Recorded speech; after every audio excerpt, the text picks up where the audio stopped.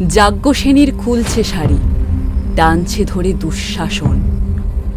দায় ছিল যার গর্জে ওঠার, নিচু মাথায় সে 5 জন।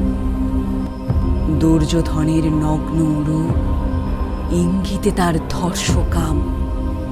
হস্তিনাপুর দেখছে বসে ধস্ত হতে তার সুনাম। অন্ধ রাজা সিংহাসনে, আর তো চেঁচান বৌমা তার। নিজের দলের নির্যাতনে সব রাজা হন নির্বিকার। কর্ণ বসে হাসছে, হা হা, রাজার দলের লোক তো সে। শর্তবিহীন সমর্থনই তাবো তারাম সুখ বসে।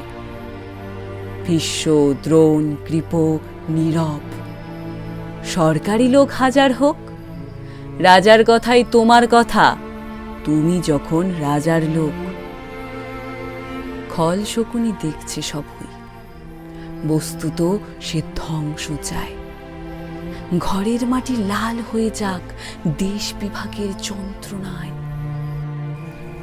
সুশীল সভায় ঘটছে যখন রাজ অপরাধ জঘন্য, ঠিক তখনই তার বিরুদ্ধে চেঁচিয়ে ওঠেন বিকর্ণ।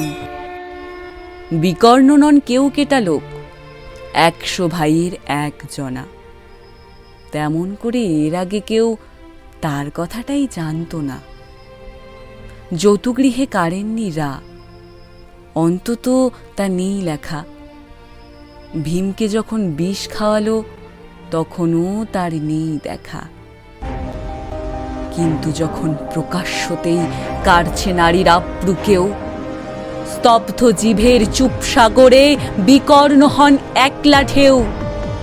চেঁচিয়ে ওঠেন রাজার কুমার যুবরাজের বিরুদ্ধেই। মহাবলী পাণ্ডবেরও তখন গলায় সে সুর নেই।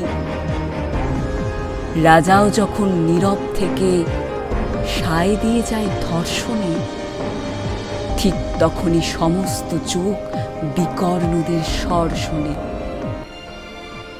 আমরা যারা কিচ্ছুটি নই, একটি মোটে ভোট কেবল, অত্যাচারের সামনে এলে সঙ্গী শুধু চোখের জল।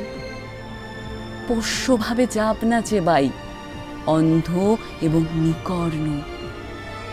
প্রার্থনা থাক আমরা যেন একবার হই বিকর্ণ।